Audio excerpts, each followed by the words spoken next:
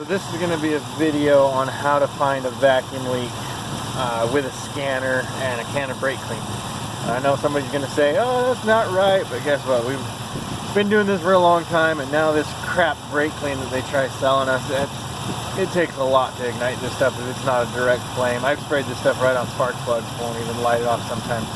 But anyways, so you get your scanner and you pull up your fuel trims and your oxygen sensors, and you can see this is right here. It's reading 10, 11, drops down to 6 every once in a while, but it should be hovering right around 0.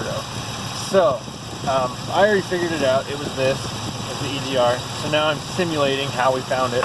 So anyways, while you're watching that, you take your brake clean and you just start spraying it around. So I'm simulating the leak right now, but I'm going to spray it right where that hose was that was connected to it, and watch.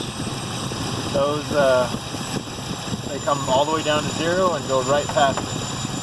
So, and once it cleans up the brake clean, it'll go back up.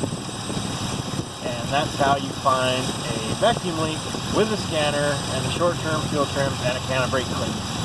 Just start spraying this all over your engine. Be careful. Have a fire extinguisher at least ready or something like that, because it can light and you will get in trouble. But this is how I've done it for years. It works. You don't have to have a special fog machine, even though I do have one, but you don't need it. As long as you got a scanner that'll read fuel trims. Like you see, it's going back up to 8. And I'll spray it right back where that hose was, and you'll see it'll go back down.